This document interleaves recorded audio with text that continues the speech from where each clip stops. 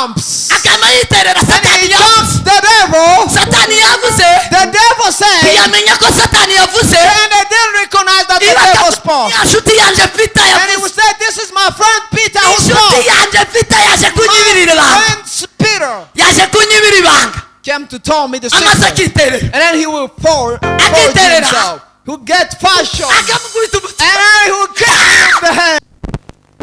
iduhaye umugoroba mwiza For giving us this very beautiful evening wo kumva ijambo ry'Imana to again listen to the word. bakunda Imana Imana ibaha umugisha To them that love God, God bless you. uyu ni umunsi witwa ngo kuwa Mungu This is a day called Sunday.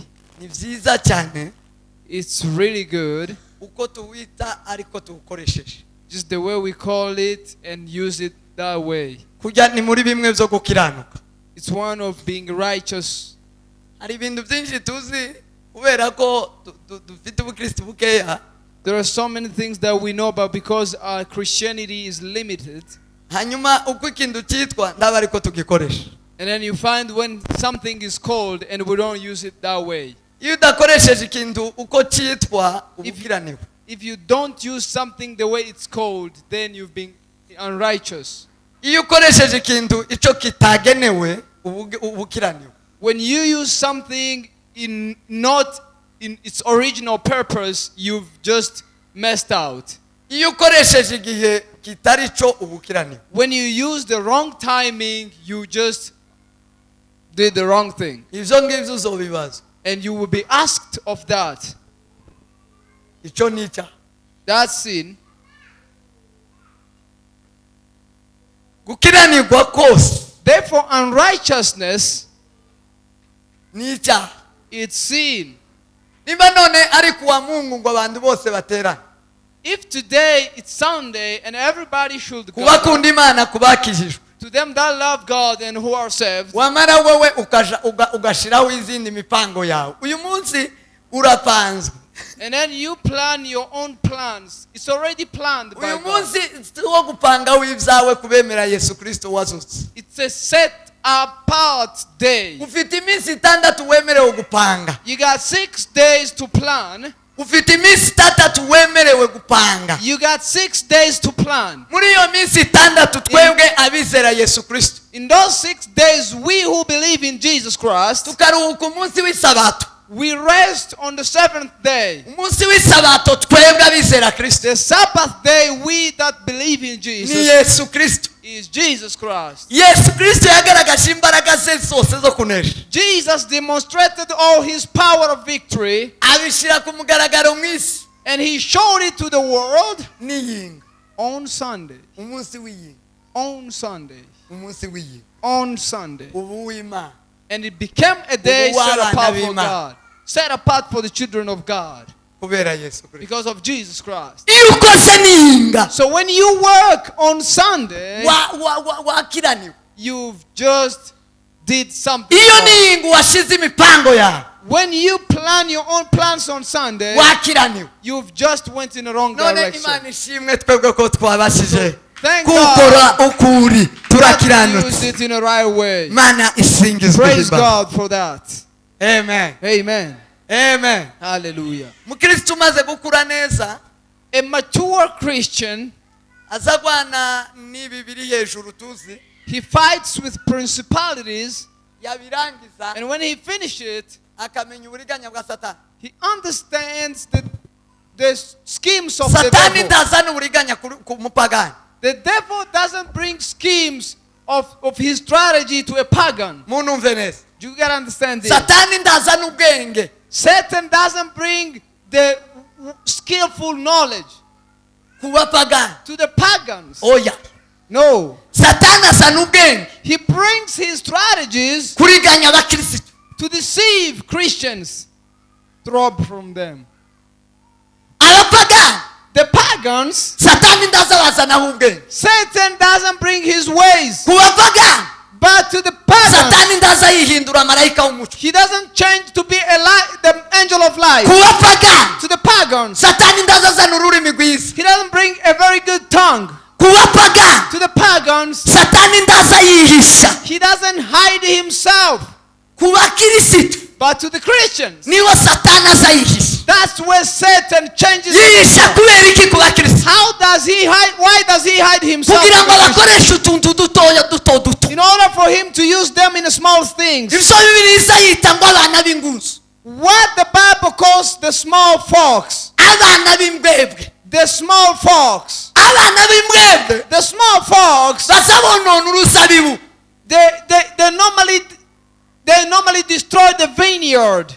baza bonona They destroy the vineyard. ubugingo. They destroy the life. hanyuma rero satani And then Satan, akavuga ngo runyambo sinoba nkibukoresha ubusambanyi. and he said, I can't use Runyambo in Tiyo sexual nyemere. immorality. He can't do that.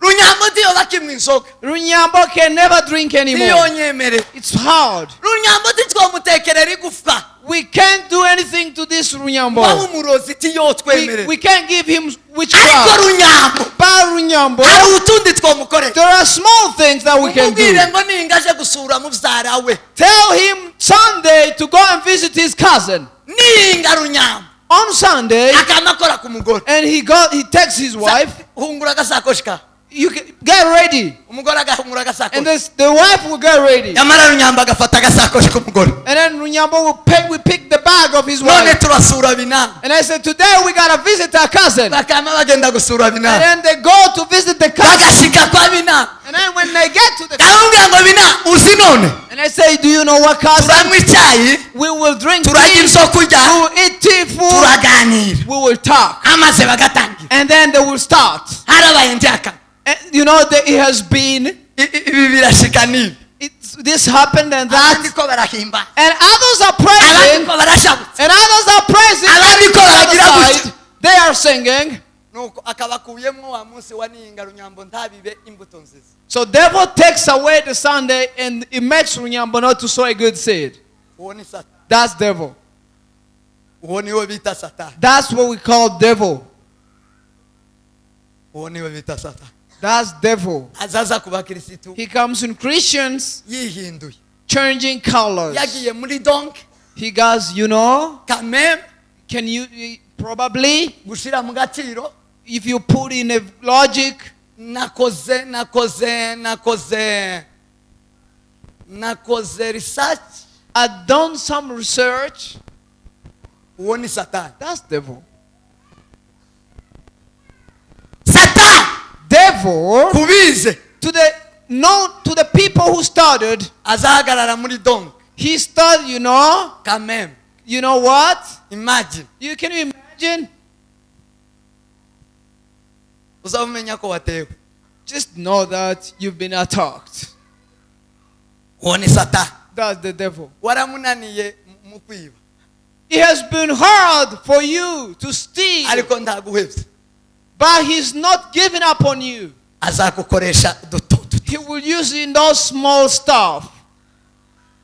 sema amen, Amen. sema amen, Amen. sema amen. Amen. tuzogwana na satani bukurusha mpo, We will fight with the devil guhera ubu kugeza yesu agarutse.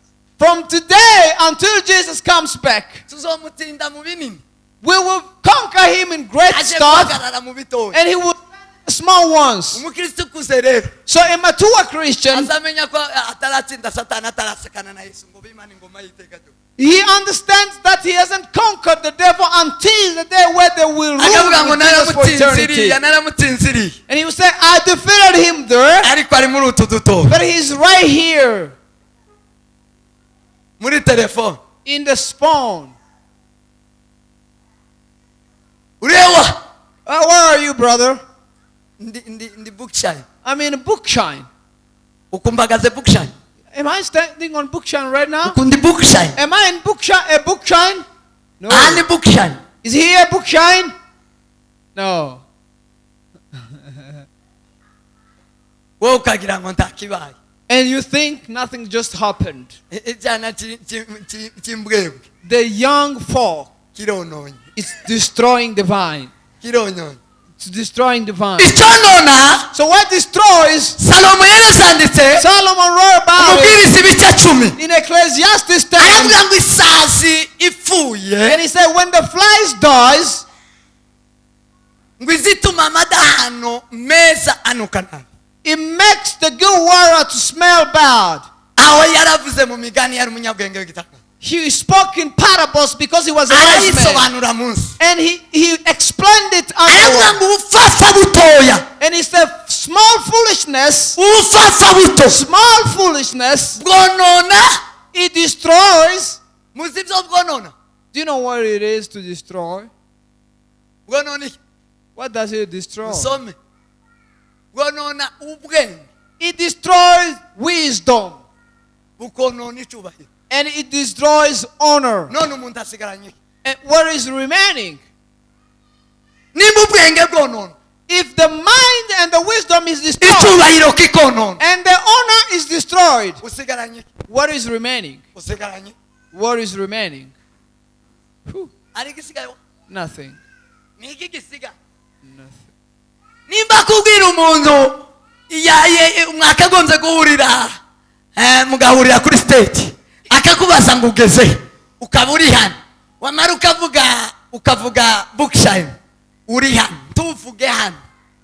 Imagine Ukavuga you're bookshine. here and you're saying that you are a bookshine. Kakantu uvuze gusa. The small thing you just said, Kandi uvuze the gusa. small thing you say, Kisha icyo bita ubwenge. it destroyed knowledge or understanding, Gasibekishe icyubahiro. and it subdues your None honor. ugiye uri iki? And you're going just like war. Ugiye uri. Where are you again?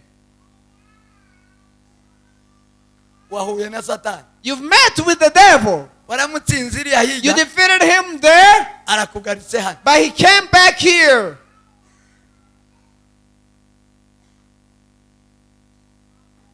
Amen. Amen. Isazi. The flies. Muzi ko isazi ari ndoya. Don't you know that the fly is a very small creature? Ariko igira umwanda uteye ubwoba. But it's very, very dirty. Isazi The fly niyo ya mbere y'inyabucyafu mu zaremwe zose. is the first creature which is dirty. Yewe ibi inyuma y'ingurube. It's behind the pig. Isazi The fly, iyo itibutse ku mavuta when it gets down on the oil, iba ipfuye. it dies. Amavuta ni iki? What is the oil? Ni manukato. The anointing. Manukato ni Perfume. The perfume. impumuro. The smell. Impumuro. The smell. Impumuro ni ikintu gikomeye cyane. You know, the smell is something very powerful. Uzoreba ahantu bakaranze neza. Just see where they fried very well. Izuru rikakaputa mbere utarabona ibyo And bakaranze. then your nose smells before seeing what is there. Hano hazayibwira ibintu. You will feel salivas here. Hano hazatangira kwiruka utuntu. The salivas will run here in the jaws. Manukato. The perfume, the smell. Manukato. The perfume smell. Impumuro nziza. The good smell. Haleluya. Amen. Haleluya. Hallelujah. Iyo ubeshe tujya twana tw'inguzu. When you lie with those small frogs, Usubiga isesemu imbere y'Imana. you become something that is disgusting in the eyes of God. Usuba impumuro mbi. You become a disgusting smell in the presence of God. Usuba impumuro mbi. You become a disgusting, Bivuga ngo ubwenge n'icyubahiro cy'umuntu. meaning that the wisdom and the honor of that person, Ubwenge n'icyubahiro cy'umuntu. the honor and the wisdom, Imbere y'Imana bimuhumurira neza. in the presence of God, it smells Kavuga ngo well. yo ndumvishije umwana wanje And nkunda. God say, oh, I've heard my beloved child. Ubwenge bwe ko burahumura neza imbere His y'Imana. wisdom is smelling very Icyubahiro good. cye ko kirahumura neza His imbere y'Imana. honor is smelling well in the presence of God. Sema amen. Amen. Sema amen. Amen. Sema amen. Amen. Haleluya. Hallelujah. Umukristo rero Therefore, a Christian, ukuze mature Christian, azatsinda urugamba go guhangana. so he defeats a war of competition, Gutigira na Satani. the war that he has with devil, Agasubira agahangana n'intambara ye y'umugenda yo kugenda yica yihishe yiyoberanyije. and he also defeats the schemes of the devil in his strategies. Tuzatuva kuri floor So we come from one floor kuko twamutsinze iriya ku rugamba because we defeated him on the battlefield. noneho akihindura And now he will change ways and colors. ukamusanga mu nzu And you find him back here in the house. wamutsindiye iriya You defeated him on the battlefield. yabona ko wamutsinze iriya After he sees that you defeated him, yazagaragara wese and he gets angry, akihindura ukamusanga mu mugore he changes and you find him in your wife. mu mugore In your wife. mu kirambi Just in the sitting room. gitanda iriya Just in a bed. satani Satan. mumumenye mumuyeke Uyo shetani akaenda namna patashajiraga nauna kitura besha no kuteranya taemere mtakole agabateranya. Amen. yabaye satani winjiranye adamu na eva mu ngobyi ya edeni Can you imagine Satan who attacked Eve and Adam in the Garden of Eden? akubita hodi muri edeni And he knocked in the Garden of Eden. muri edeni In Eden. andazimba imana irahari buri mwanya He knew that God was there every time. satani Satan. satani Satan. satani Satan. satani Satan. ngumutsindiye kuri furo uraje uraryamye And you defeated him on the battlefield. Come and you cyo rest. gituma bibiri ivuga ngo That's why the Bible says abakristu bakwiye kuba maso iteka the Christian should be awake every time. bamaso Be awake. umutsinze kuri furo iriya You defeated him on that menya ko battlefield. arihindura Just know that he will take another form. agira amabara atabari He has so many colors. amabara atabari Tremendous many colors. agira amabara atabari He has innumerable colors. uzi umutsindira iriya You defeat him there, akamaze agahagarara mu mwana w'umukobwa and he comes and stands in a girl, umwana wawe your daughter. ukamutsindira iriya You defeated him there, akamaze agahagarara mu mukristo umuntu and he comes and stands in the Christians right jewe here. naje nje guhimba So I came to praise. naje nje So I kuramya came with the purpose of praising. namutsinze iriya I hirya defeated him there, iriya hatari umunyamurenge where there is no iriya hatari umuntu wese unzi where there is no person who knows me. yagerageje arasi He has fought against me, and namubwira ngo nje ndi umukristo I told him I'm a Christian. nzapfa ndiwe I will die as a Christian kugeza ku iteka rye until the end of the urge. And then he flies. nkaza nzi ko namutsinze So I come back knowing I defeated him. akamashikamu nagahagarara muri diakoni And he comes here and stands in a deacon. agahagarara mu mukora And he stands in a choir member. agahagarara muri pasiteri And he goes into the pastor. yesu yaramutsinze Jesus defeated him. amutsinda avuye mu butayu He defeated him when he was from the prayer and fasting sema in amen the wilderness. sema amen Say amen. sema amen Say amen. yesu aramutsinda mu butayu runya Jesus defeated him in the avuye mu wilderness. butayu iminsi 40 And it was after 40 satani days. yari yaje ari satani yaza yivuga ko ari satani Devil was speaking that I am Satan. yesu aramukubita hasi Jesus defeated him. yesu aratambuka And Jesus passed by. atangira ivugabutumwa And he started his ministry. yari amaze kumutsinda And after defeating him, afata abanafunzi and he captured his disciples. afata intumwa And he captured the disciples, irimwo petero including Peter. petero Peter, yari umugabo ukuze mu bandi bose he was older than others. petero amenya yesu So Peter knew Jesus. yesu arababaza ngo ese amaze kubatoranya muzi ndinde And after Jesus had selected them, he asked them, "Where am petero I?" aravuga ngo uri kristo umwana w'imana Peter said, "You are Christ, the Son of God." yesu arishima And that pleased Jesus. aravuga ngo wamenye And he said, "You've known me, Peter. ariko si wowe But it's not you. uri connecte n'imana You are connected with God. menye neza ko ari ukorana n'imana I know well that you work with yesu God." yamamenya ko petero yakoranye n'imana atamukiyemo So Jesus knew that Peter worked with Jesus without passing petero through. uri gitanga Peter, you've done incredible. niko tuvuganye n'imana ndi How did you speak with God when I'm here? uzi kwereka uri kumwe na yesu Do you know how to see vision and prophesy umuntu when uko you murabona see yoroshe Jesus? That person is not easy. aroroshe wa Is he an easy person? uku ntacyo twokora tutagihishuriwe na Kristo. We can do nothing without being Ntibishoboka. revealed by God. Impossible. Yesu niwe wari ubahishe, niwe wazubabaza. Jesus was there and he was asking them. Bivuga ngo bajya batsinzwe bose. Meaning all that were defeated. Batsindwa, Dawudi wari kubabwira. Dawudi wari kubabwira ni Kristo wari gomba. Nobody else was going to tell them except Jesus Christ. Ariko igitangaza cyabaye. But the miracle that happened, Ni na Yesu Kristo cyamutangaje. which even amazed Jesus, Petero aravuga. Peter said, Uri Kristo "You mwana are w'Imana." Christ, the Son of God. And Jesus got amazed, surprised. Petero, Peter, ni wowe. you, Kubera ko Yesu azayerekwa zose azabona byose. because Jesus can see everything. Aravuga ngo si amaraso n'inyama. And he says, not by blood and flesh. Si ubwenge bwawe. It's not by your own intelligence. Waragiwinize daye.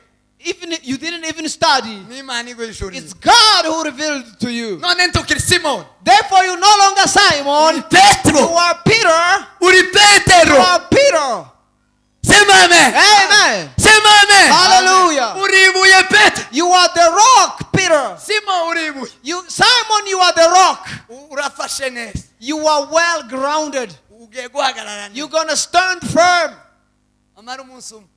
And one day, Yesu ariko aja gusoza igikorwa cye. when Jesus was about to finish his ministry, Urugamba rwa nyuma. the last battle, Yari asigaje urugamba rwa nyuma. he was only remaining with one battle. Yesu ararutangaza. And Jesus proclaimed the Ngo battle. arutangaze. And when he proclaimed the Satani final yamavuga ngo battle, sinsubira kuja kuri fro. and devil said, I'm never going to go on the battlefield anymore. Iriya tipe yaramaramaje wa munsi. That day they defeated me. Sinsubira kuja kuri I'm fro. not going back there anymore. Tatangaje ku mugaragaro. And devil came. Yaramaze gutangaza ngo hasigaye igihe gito ngo ndimusuye kumbona. So Jesus proclaimed that Ngo azaba "Few ikindi days gihe and I'm gone." mumbone. And you will see me some other time. Hasigaye iminsi mike umwana w'umuntu akababazwa. Only a few days and then the Son of Man will part pain. Ngiye gupfa. I'm about to Ngiye die. gufatwa ngakubitwa I'm ngapfa. about to be taken stripped and Satani yamavuga die. ngo we And devil said, you, sinsubira kuja kuri fro urantsinda ndakuzi. I'm not going to take you on the battlefield None anymore. ubu nyine But now,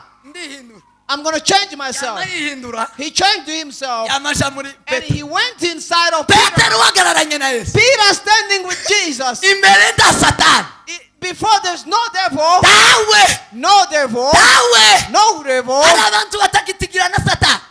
There are some people who do not Hari deal abakirisitu with devil. batagitigirana na Satani. There are people who never deal with devil Bibi any longer. life. It's no longer live. Keretse gusa kwihindura. Just changing Yama himself. yihindura yamaja muri Petero. So he changed and went into Petero Peter. yamavuga ngo biragatsindwa And mwanya. Peter said, God forbid Kukubona wapfu. to see you dead. Biragatsindwa kuba. God forbid. Biragatsindwa. God forbid. Biragakugwa. God forbid. Yesu yamahinduke. And Jesus turned Binyuma Satani. and he said, get away from Binyuma me, devil. Satani. Get away from me, devil. Satan. You devil. Wavuye kuri fro.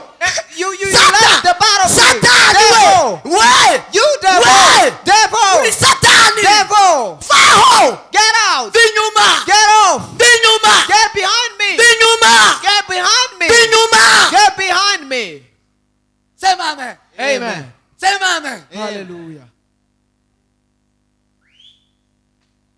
Asifiwe Mwokozi. Praise Amen. God. Ahimidiwe Bwana. Amen. Yeme. Satani ntakiba kuri fro kuri wowe.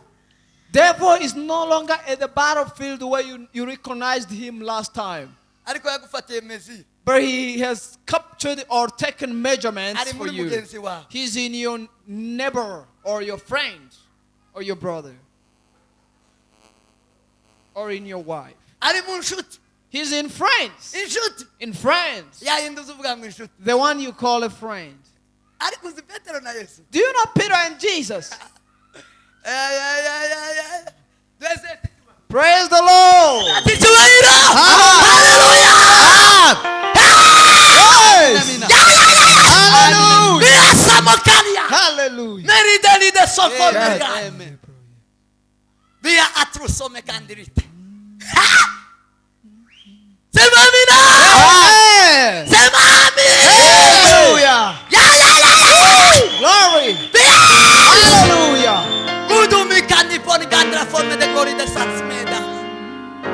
Sema amen. Say amen. Sema amen. Hallelujah. Sema amen. Say amen.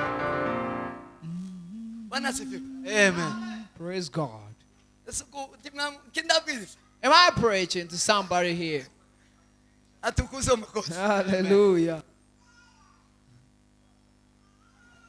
Mumumenye mumuyeke. Uyu shetani Adamu na Eva toshajirega naona kitulabesha yokuteranya taemere mutakolwe akabateranya. Amen.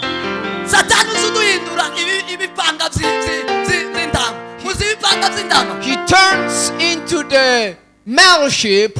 Muzi ibipanga by'indama. The male sheep. Satani azagenda Satan goes. akabona ko wamutsinziriye kuri fro. He sees that you defeated him on the battlefield. Yaje ari Satani uramutsinze. So he knows that if I gotta come in the image of devil, you will recognize. Igihe nagusezereye. Didn't you know the time I said bye, devil? Ntubizi Satani. Don't you know that, devil? Vaho reka kugerageza. Get out and go and don't tempt me any Imana longer. yawe naragutsinze. I know you and I defeated you. Na akamenya ko wamutsinze. And he knows exactly that you defeated him. Akagenda itipe yaramenye. And then he said, this guy knows me well. Ariko tiramenya ko no kwinjira muri. But he doesn't know that I can pass through the other person. Amaze Peter. And then Peter comes. Ikinjira muri Peter. And it goes through Peter. Peter ni inshuti ya So Merisi. Peter is my friend. Nanje nkaba inshuti ya Peter. And I am a friend to Peter. Sitani akinjira muri Peter. So this devil enters Yamara Peter. kuza akavuga ngo bariya batipe bombi. And then he says, those two guys, Barahindura ibipanga I'm by'intama. going to make them male sheep. Barakubitana They will bait each Muzi other. ibipanga Do by'intama. you know the sheep, the male sheep? Abakirisitu batazi uburiganya bwa Satani baza bahinduka ibipanga by'intama. The Christian who do not know the schemes of the devil, they'll come male sheep. Mumumenye mumuyeke. Uyu shetani aimba Adamu na Eva toshajirega naona kitulabesha okuteranya mutaigere mutakolwe agabateranya. Amen. Niwe mubeshi ngo atura mu bubeshi. He's a liar. He's been lying ever since. Abantu bazi igipfure. The people know Skifulero. Nabona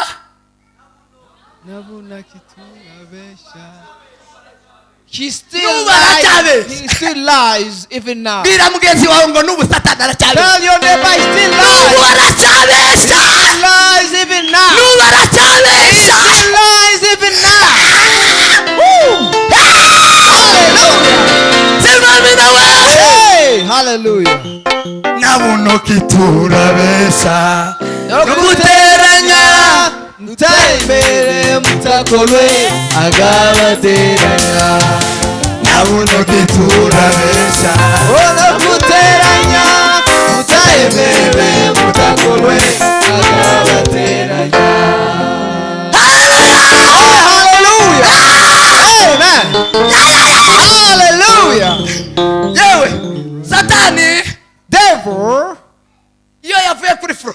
when he gets off from the battlefield, Iyo yavuye kuri tere. when he leaves the field, Azaza agasanga abapasitori. he comes to the pastors, Bari abapasitori.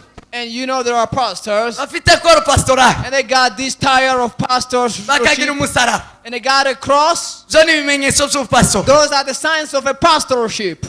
Barangiza. And then after that, Bakagira umusaraba. they'll have a cross. Agashyiraho ishusho y'umwuka wera. They'll put a sign of the Holy Ghost. Zo zose biraresha biba bivuga ngo uyu ni umupasitori. And all of them, it shows that this is a pastor. Hanyuma And then after that, akaza Satani akabiga. the devil studies them well. Akabiga. And he studies them. Akavuga ngo mbonye ibipasiteri biryamye hano. And he can say, I've seen pastors sleeping there. Baransinziriye hanze bagira ngo niyo naheze. They defeated me there. They thought Bakagira ngo naheze hanze. they thought I'm just in outside. yansinze mu kabari They defeated me in the tavern. agira ngo nagumye mu kabari And they thought I left. yansinze stayed mu in the bar. busambanyi They defeated me in ngo fornication. nagumye mu And busambanyi they thought I'm only in fornication. yansinze mu burozi They defeated me in witchcraft. agira ngo none nagumye iriya mu burozi They thought I'm only there. reka mwereke Let me show him. akamasa akaja mu ikanisa And he comes and goes in the pasiteri church. nawe yageze mu ikanisa The pastor is in the church. ajyamira amatwi yombi He just slept. umuririmbyi yageze mu ikanisa A singer gets into the mu church, kuramya no guhimbaza praising and worshiping, araryama amatwi yombi and then they slept. abacuranzi ngo bagere kuri sente The pianist, when they got on the piano, ayiryamaho agira ngo yaratsinze they just wasted their chest. It's over. abavuga butumwa batangire kubwiriza When they started preaching, bagira ngo none yaratsinze they satani thought it was over. abayumve And then the prayer warriors, iterera kabiri then when they're dancing, hallelujah. akamavuga ngo ndamurangije And then they say, I finished the devil. narangije satani I finished the devil. akaryama mu gisirimu And so they sleep in dancing. satani akamureba And devil looks at him. They Oh! say, yo, uyu yafunze amaso yombi this one is closing his eyes. uyu yaryamiye amatwi yombi He's sleeping, he can't see. ngiye kumuhindura igipanga cy'indanga I'm going to make him a male amuhindura sheep. igihebe gikuze gifite amahembe I'm going to make him a grown male sheep with horns. igihebe gikuze A grown up sheep. kijya kinuka The one that smells. gifite amahembe That has long horns. aba bombi amaze mbaterana And then I'm going to make them fight. mwari mwareba kuri televiziyo cyangwa ni televiziyo Wild the beast.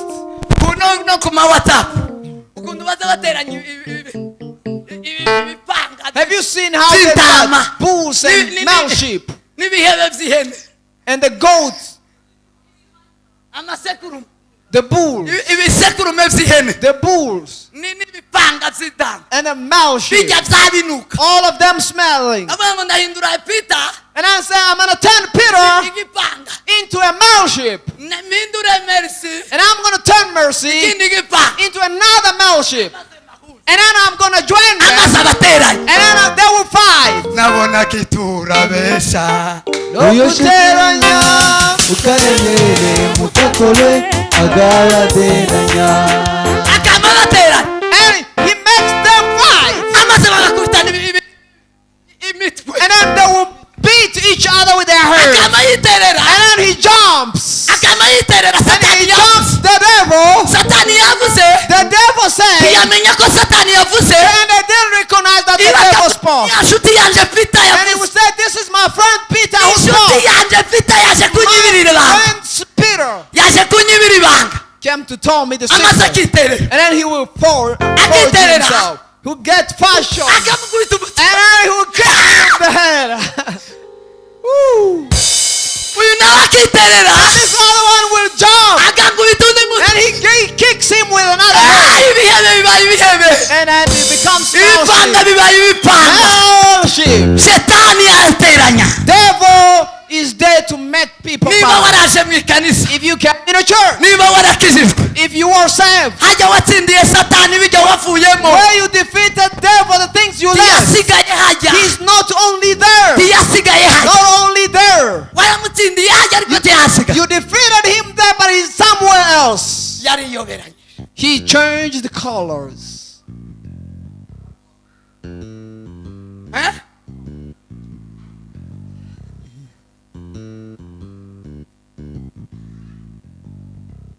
sema amen Say amen. bakirisitu Christians, bakirisitu no Christians. hasi aho kujya This is not a place to rest. hasi aho kujya This is not a place to take a nap. hasi aho kujana n'uwundi This is not a place to walk with somebody else. aha ni ahawe This is your own ground. sema amen Say amen. sema amen Amen. hasi ndi kumwe na merisi Here I'm not with mercy. ndi njyenyine I'm alone. njyenyine I'm alone. ijuru rija mu ijuru The way that goes to si heaven, iyo kugenda gutya it's not a crowded way. irafunganye It's narrow. none niba ifunganye And if it's narrow, ngafatana na and merisi I gutya hold mercy, turinjira kweli are we going to get on turinjira it?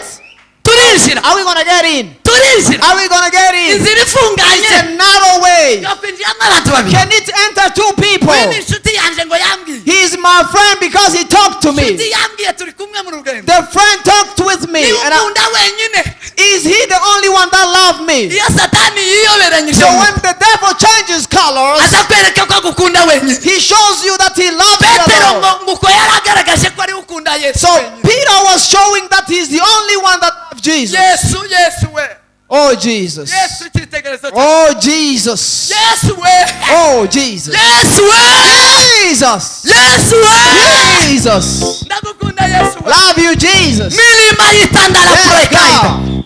firias and Yes Jesus. yesu we Oh Jesus. yesu aravuga ngo And then Jesus says, ko si urukundo we that's not love, Peter. kuko tiwavuga ngo uko imana You're yovuga not saying just the way God can talk. izo si imvugo z'imana That's not the talks of God. ubwo si ubushake That's bw'imana not the will of God. mbere yavugishijwe n'imana Before he spoke through, God spoke through him. yavugishijwe na But satani then devil spoke through him. yesu yanga kwakira urwo rukundo So Jesus refused to take that love. nije nyine muri affection. uru rugendo I'm pete alone in this journey, Peter. hagarara kumetereza Stand on your guard. hagarara kumetereza Stand on your guard. abakobwa kera niko bakazavuga biwacu That's what girls would say before time. wamubwira ikintu adashaka And when you tell him something she doesn't like, hagarara she kumetereza says, stand on your guard. urenze metereza You just stepped in. Stand on your. mukomera abakobwa Clap for them once more mukomera again. abakobwa Hallelujah. Amen.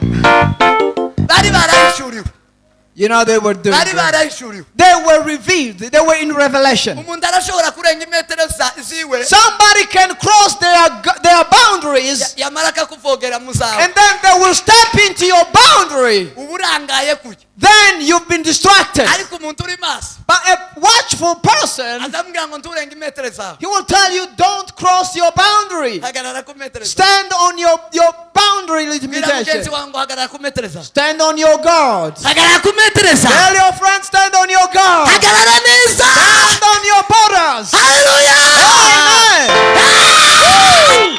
Glory. samba kura sata turagushamburiya sata Yes. Gotta kick the devil. mwuka mubi Yeah. haleluya Hallelujah.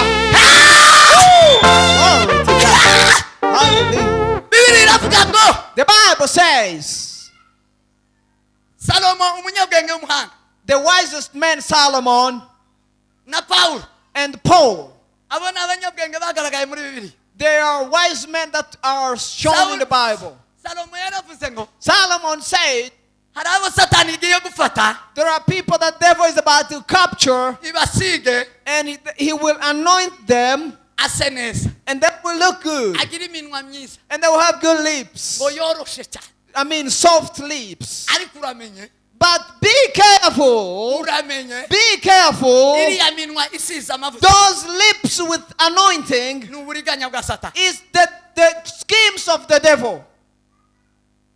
pawulo ngo aje kuzungamo And when Paul was about to aravuga ngo and he said, uramenya bagushukisha amagambo y'ubwenge be careful with people who deceive you with wise uramenye words. hariho abantu satani azajamo bagushukisha amagambo y'ubwenge There are people that devil will pass through and they will deceive you through their words. bagushukishe imigenzo And they will deceive you through customs. bagushukishe imyitwarire They will deceive you through their behavior. bagushukishe ibiboneka And they will deceive you through things that you can see. uramenye Be careful. uramenye Be careful. semame Amen. abo bantu uzobamenye Just know those kind of people. salomo arasubira aravuga And Solomon said again, byose turabyemererwa we are allowed of everything. byose biri imbere yawe Everything is before us. byose biri ku meza Everything is on the table. ariko menya kugwira ibyo uhitamo But you gotta know which one to choose. umuntu aza kubwire A person can come and tell you everything, witemwa y'imana but you gotta select what is of God. ayandi uyataho The ngaho remaining you gotta throw it there right there. mugihagararanye Right there standing with. semame Say amen. byose murabyemererwa You are allowed of anything. ariko zose ziko bigufitiye but umumaro. not everything is profitable. Ibyiza si ugutora byose, So the good thing is not to select ibyiza ni all. ugutora ibigufitiye The umumaro. good thing is to select what Hari is igihe basaba beneficial. guheza ibitari iby'umumaro, There is a time they give you what is wamara not beneficial, ukabyikorera. and then you carry them. Satani wahuye na Satani, You met the devil, wowe ukagenda uvuga ngo wahuye n'inshuti yawe. and then you think that you met your friend. Uzi ko inshuti yambwiye inama And yaraye, do you know the friend told me about the meeting that happened? asandiwa uzuja mu nama numara ugaruka umuzumu. Thank you, brother. Just be going to the meeting and then come and tell me what happened. Yaguhaye byose He gave you everything, n'ibidafite umumaro, and even what is not important, bitagufitiye umumaro, what is not hanyuma beneficial, urabifata wowe, but you capture them. birakwitira imbere. It's gonna kill you right in front.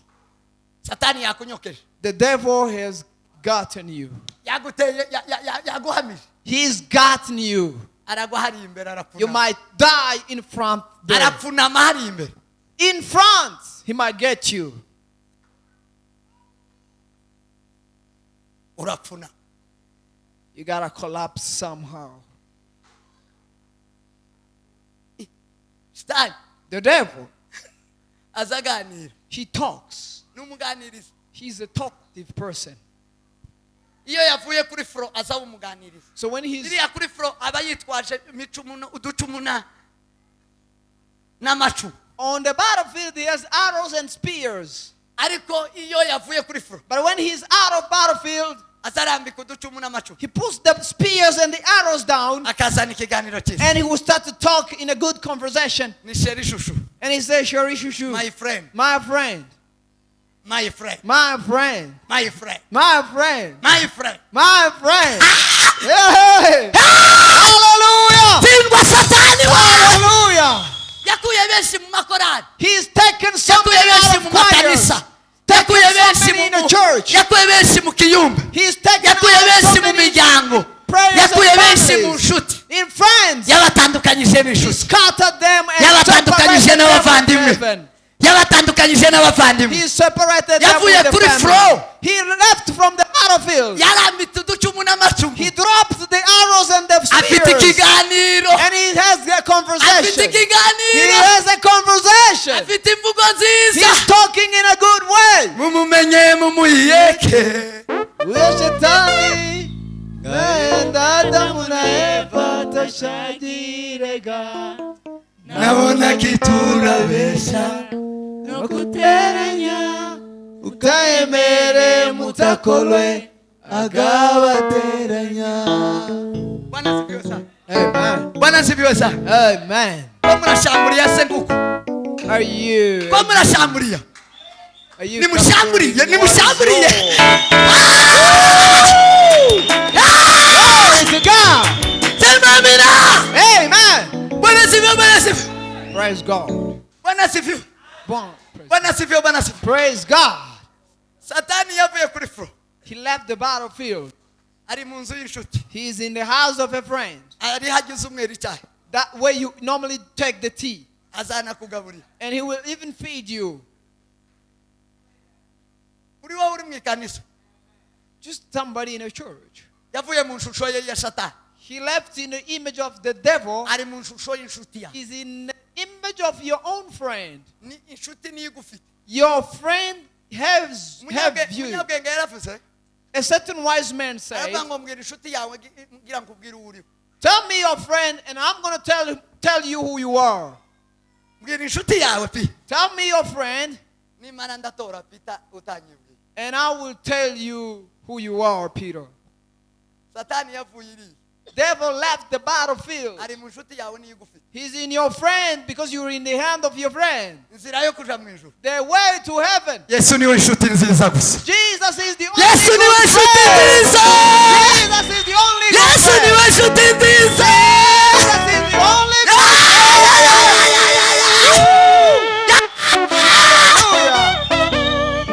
Sema amina. Amen. Hallelujah. Rosa Muhando, mukecuru Rosa Muhando, mukecuru we, mukecuru Rosa Muhando, Rose Muhando. mukecuru Rosa Muhando, mukecuru Rosa Muhando. Rose Muhando. Ayuzura umwuka And she was filled with the Holy Ghost. amarabwira Yesu, And she spoke to Jesus. ambia ngo nibembereze nibebe, And he said, carry me and nibembereze nibebe. rafiki zangu wanaweza kunipeleka My pabaya. friend can take me the wrong way. Rafiki zangu wananipeleka pabaya. My friend can lead me the wrong way. None Yesu we. Oh Jesus, Nibebeleze nibebe. carry me, Jesus. Nibebeleze nibebe. Take care of me, Jesus. Nibebeleze nibebe. Carry me, Jesus. Nibebeleze Take care of nibebe. me, Jesus. Hey! Hallelujah. Rekura inshuti mbi, rekura Leave abafata. those bad friends. Rekura bose. Leave all of them. Yesu niwe nshuti nziza. Jesus is the good Yesu friend. niwe nshuti nziza. Yesu niwe uzotugeza. Hallelujah. Yesu niwe uzotugeza. Jesus is the one Yesu who niwe will get us uzotugeza. there. Yesu niwe He's uzotugeza. the only one who will Yesu get niwe us there. uzotugeza. Yesu niwe uzotugeza. One who will get us there. Yesu niwe uzotugeza aya mahoro. Jesus will get us there in peace. Yesu niwe uzotugeza. He will get there in peace. Get us there in peace. Yesu niwe uzotugeza aya mahoro. Jesus will take us there in peace. Yesu niwe uzotugeza aya mahoro. Jesus will take us there in peace. Kungura ubwenge none mushuti yanjye. Ndakungura ubwenge none torero rya Kristo. I'm advising you, brothers and Ajya sisters, watsindiye Satani. where you conquered the devil, Ntiwahamuzirikiye. you didn't tie him there.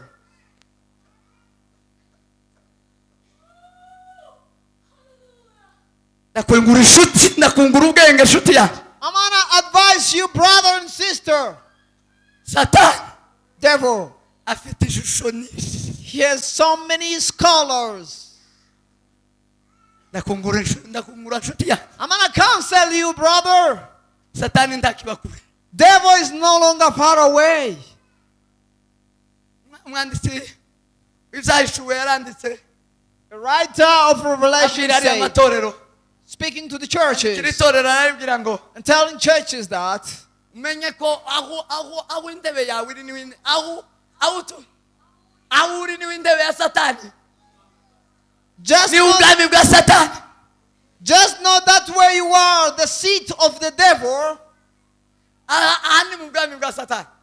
the seat of the devil, the throne Isi of the yose ni mu devil. bwami bwa Satani. The whole world is a throne of the devil. Satani ni uyoboye isi y'umwijima. Devil is the leader of the dark world. Uwo atayoboye gusa ni uwizera Yesu Kristo akamumenya kuri fro akamumenya no mu kwihindura. The only person that he is not leading is the one who believes in Jesus Christ. Ariko niba utomenya Satani ukagira ngo waramutsinze hajya agaragara warabiyobewe, ukagira ngo none waramutsinze ukaryama warabiyobewe. If you never defeated him there and you come and rest and thinking that you defeated him, that's wrong. Satani Devil, azayihindura runaka, he changes colors and make himself azayihindura somebody. se runaka. He makes himself to be somebody. Niba runaka Those kind of people, niho asigayeho. that's where he's now living and dwelling. Kubamusize bakamuta kuri fro. To the people that left him on the battlefield, Sema amen. say amen. Nzirija mu bwami bwo mwijuru. The way is hurting to the king of Iyo heaven. itoye, It's narrow. iyo itoye. When you get it, Ta yindi nshuti ni Yesu Kristo. there is no other friend except Jesus Christ. Abandi bose All other friends, n'abafatanyabikorwa. they are just supporters and partners. Uzohurire mu gikorwa Just get together in work, co-workers, cyiza in a good work. kandi niwe uzoza ugusanga. And that's where we will meet. Uzomubwira ngo ndi ku murimo mwiza. And tell the person there, I'm in a good work. Sinomanuka ngo gusanga. I can't go down and find you there. Sinomanuka ngo gusanga. I can't leave the work and find you. Titwojana. And we can't go together. Inzira irafunganye. The way is narrow. Uzomubwira ngo inzira Tell irafunganye. them that the way is narrow. Titwojana kujya Go turikole. together. Oya. No. Ngombwa ngo turekurane. It's a must that we separate. Nitumara twiking. And then we can move. Nanje singenda. And I'm not going to walk like Ndagenda this. gutya. I'm going to go straight. Ndagenda gutya. I'm going to go like Ndagenda this. gutya I'm we. going to go like this. Sema amen. Say amen. Sema amen. Say amen. Sema amen. Say amen. Inzira irafunganye. The way is narrow. Singenda gutya. It can't go like this. It's impossible. Singufata ngo ngujana. Can't carry you and go together. Nanje nu. I got to press Nanje in nu order for me kusigara to we.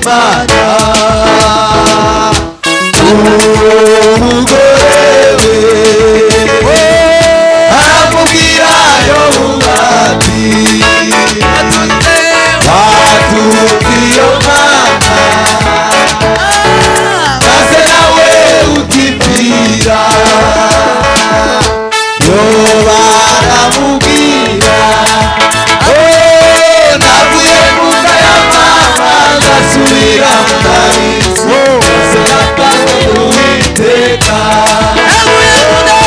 navuye mu nda ya mama ngasubira mu narizi maze natanze uwiteka navuye mu nda ya mama ngasubira mu nda y'isi maze natanze uwiteka.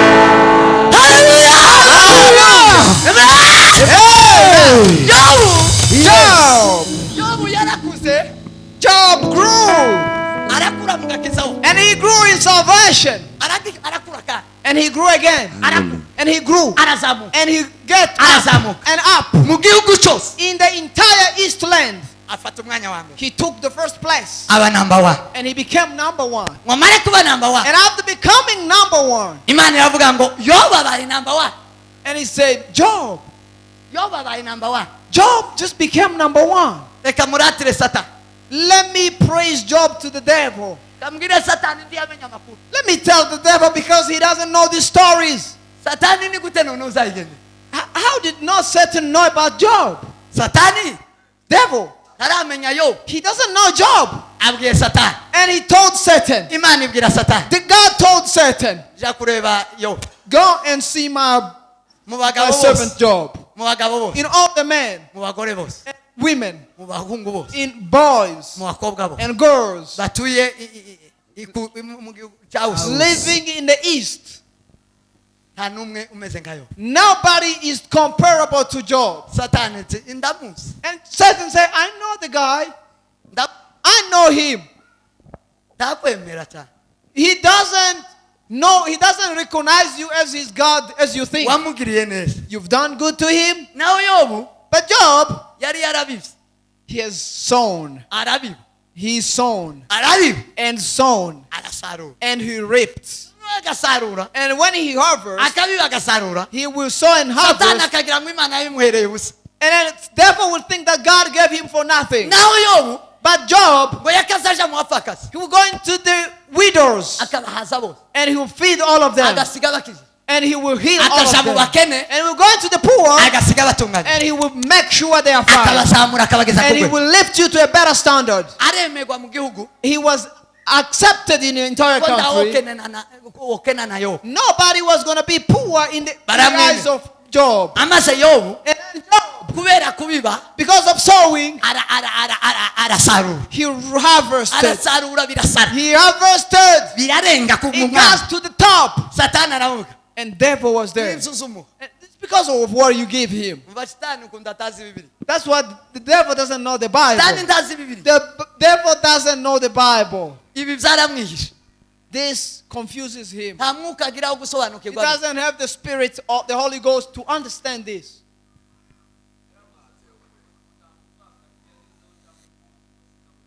ntawe ntawe Amen. isoma yobu uzosanga nta mupfakazi waburaye hano No widow nta mfubyi n'imwe went yiganye hungry or nta not mukene nta not even a mukene nta poor, mukene wahabaye not mu even a maso ya poor yobu in the eyes of Job. yobu Job. birasara He went to another level.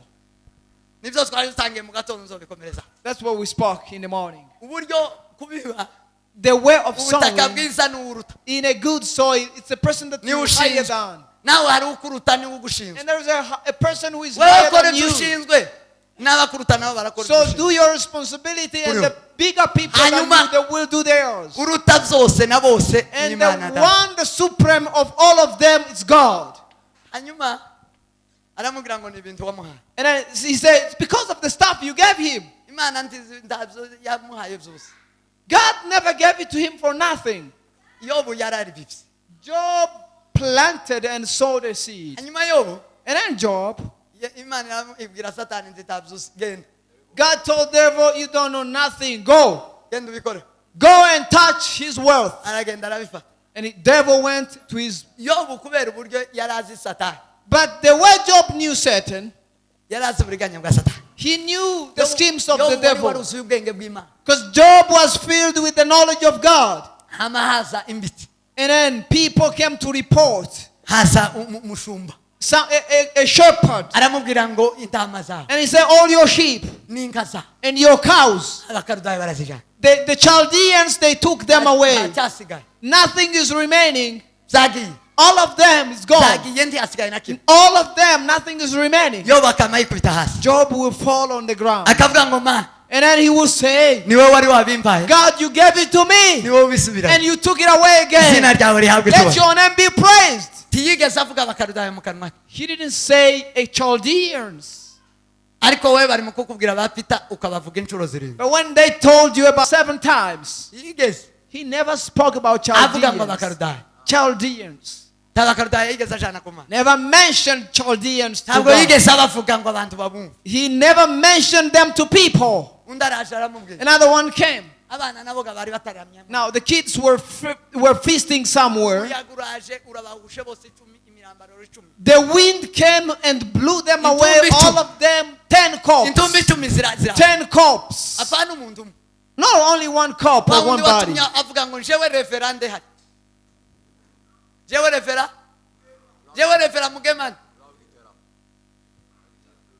jewe refera mugema diadoni, The me, Reverend Mugema Diedoni. ndi umupasiteri. I'm a pastor. Uko muza muvuga ngo heza ni mu ijuru, ninde wavuye? You always speak that heaven is the better place. Who went there and come back? Uwo yarakuze ameze nka Yobu, Is he a mature person just like Job? ameze nka Yobu, Is he like Job? ameze nka Yobu. Is he like Job? Mani mubabarire refera God mugema, forgive the Reverend Mugema. mani mubabarire God forgive him. mugema utazurangiza ubwiza bwo mu ijuru. Mugema Paulo yavuze who doesn't see the beauty of heaven. aravuga ngo si ubwo kugererana, And he said it's not iwe comparable. pi But he doesn't understand it. Nothing. ari refera And he's a reverend. pi. Nothing. Bibiri ikavuga ngo ivy'amaso atarabona n'ivy'amatwi atariyumva, The Bible says what no eyes have seen and ears have iwe heard. pi To him, nothing. pi. Nothing. Ariko biteye ubwoba ku isi, It's very scary biteye ubwoba, on this world. biteye ubwoba abakristo, biteye ubwoba, It's scary. biteye ubwoba. Makes me afraid. Job Job. aravuga ngo Imana niyo yabampaye, And he said, God gave me kids. niba asubiranye izina And he ryawe took rihabwe them icyubahiro. away. Let his name be praised. Sema amen. Say amen. Amen. Sema amen. Hallelujah. Hallelujah. Yobu And then Job, araturiya gusa he just remained mu silent mashimwe y'Imana, in the thanksgiving of aravuga God. ngo ndi jenyine gusa muri And iki, he said, I am alone ndi here. jenyine muri uru rugendo. I am alone in this journey. Zaburi yaranditse, umwanditsi wa Zaburi The writer of Psalms arandika wrote, aravuga ngo kuri jewe kuguma ku mwami ngo nibyo byiza kuri and he njye, said, for me to get closer to God is kwigumira ku good. Mana ngo nibyo byiza kuri For njye, me to get closer to God yama is yigumira better. ku Mana, And he got closer to arayigumana, God. And umugore we hold yama God. mutera, And his wife come to va get to kuri him. iyo, And he said, insult this va God. kuri iyo Mana, Leave this God. niyo yahituma uvuga ibintu neza, He's the one who's making you not to be Tiwauvuga talk nk'aba. stuff like this. tiwawuvuga nk'aba, You're not talking like a person. va kuri iyo Mana, Leave this God. yituke gira wifi, Insult him and die. aramubwira ngo And then he said to her, gukiranuka kwanje ndagukomeje, I'm moving Amen. on with my righteousness. komeza gukiranuka, Upon your righteousness. gukiranuka kwanje ndagukomeje, I'm keeping on with my righteousness. sinzakurekura nkiriho, I'm never gonna let it go. sinzakurekura nkiriho, I'm not gonna let it go while I'm aravuga ngo alive. ibyiringiro zanje My hope, zabipfana, I'm gonna die with it. zabimanukana, I'm gonna go down bigerane ku myugariro y'ikuzimu. up until to the hell. Icyo Revera Mugema yabuze nicyo bita ibyiringiro. What Reverend Mugema lacked was what we call hope. Ibyiringiro Hope. ni ikintu, ni ukuvuga ngo ijuru rizarimanuka ukabana naryo, It means heaven comes down and you live with heaven. tukiri mwisi while in the earth. naho Mugema Revera Mugema Diedone But Reverend Mugema Diedone, yavuze ngo ntabwizabona bw'Imana ntabwizabwo mu ijuru ariko abona he spoke, he can't see the beauty and the glory of God abana in n'ijuru heaven. He's not Abana living with n'ijuru. heaven.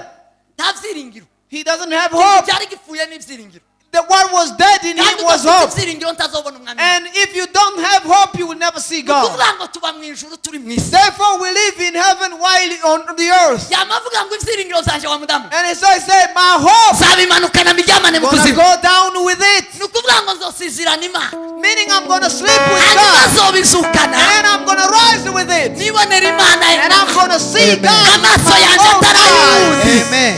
amaso yanjye atarayuzi My own eyes. zamwirebera I'm going to see God zamwirebera with my own eyes. ibyiringiro The hope nivyo bizabikubwira neza kuzobonesha Imana is amaso what tells you that you will see God with your own eyes. amaso ya Your own eyes. sema amen Say Amen. amen. sema amen Amen. Hallelujah. yobu Job, aravuga ngo and he said, Imana niyo yabimpaye God gave it to me. izina ryayo nirihabwe cyo His name be praised. arangiza ku kantu gakomeye And he finished on something powerful. aravuga ngo navuye mu nda ya He mama said, I came out of the womb of my mother. navuye mu nda ya mama I came out of the womb of my mother. nari nambaye ubusa I was naked. nari shugushugu I was shugushugu. nta kintu Yes. cyari kindemereye Nothing was heavy for me. nari shugushugu I was free. kubera ko naho hari umuryango ufunga But because there was a Amen. narrow way, ndifunganya and I tried all I can, nza njyenyine and I came alone. zosubira muri iyi si And so I'm going to go back into Amen. this world. sinzojana baganga I'm not going to go with the clothes. sata sinojanye abantu icumi I can't carry 10 kids. sinojanye ibifura n'ihene I can't carry sheep and goats. sinobijanye Impossible. ni jewe gusa njyenyine I alone. ukwiye kuja mu nda I y'isi gotta go in the womb of this earth. none izina rya data ni hamwe And so Amen. the name of the Father. Hallelujah. mumenye mumwiyeke shitani Get away from the devil. shitani Devil, rekura abagore b'amagambo leave. rekura abagabo b'abateranye Leave. rekura abahungu bataye umutwe Leave the rekura God. rekura rekura Leave, devil. rekura Leave. Amen. wavuye mu nda ya nyoko uri wenyine Come out of the uzosubira mother's mu womb. nda y'isi And uri you wenyine come womb of this earth ntacyo alone. ufite Without nothing. uzinjira mu bwami bwo mu And ijuru you will enter into heaven just alone. sema amen Say Amen. sema amen Say amen. bwira mugenzi ngo ndi njyenyine Tell your neighbor I'm alone. Just alone. ndi njyenyine Alone. hagira abadamu n'abahungu muze abadamu bafite bakenyerere mu kenyamabere gira turirimbe yo Yeah, some women come forward here. We are sing about bande you. zibiri agumiyo nimuze turangize muze turirimbe yo Come on and sing Job. kenyerere hano mu kenyamabere kandi nimara murahagarara And then you will stand. maze turirimbe yo And we will sing Job. mukenyerere hano Just tighten yourself. ariko mana dushamburiye satani And we will scatter the devil. umwirukane umubwire ngo ndi Chase njyenyine him and tell him I'm alone. navuye mu nda ya I mama came out of the womb of my zasubira mother. mu nda y'isi And I will go in the womb of this world. ntacyo Run. nambaye Naked. icyubahiro kibi cy'imana iteka Praise ryose be to God. zoguma mu murimo w'imana I will stand in the work of zaguma God. imbere y'imana I isumba will zo stand in the presence of God. Hallelujah. Glory to God. rimaridarate portasafo tuba abakristu bakuze Let us be mature Christians tumenye gucaha satani to know how to rebuke the tumenye devil. kwirukana satani iyo Know yaje how mu to nshuti chase the devil iyo yaje mu bavandimwe when he's in our brothers. iyo yaje mu bo mu bandi When he's in people we live with. menya kumucaha Know how to rebuke him umubwire ngo and tell him, vinyuma satani get off devil. vimbere satani Get out of my way. ndakuzi I know you. naragutsinze uri satani I satani defeated you as devil. none waje mu shusho And y'inshuti now you came in the image of a friend. ndakuzi satani I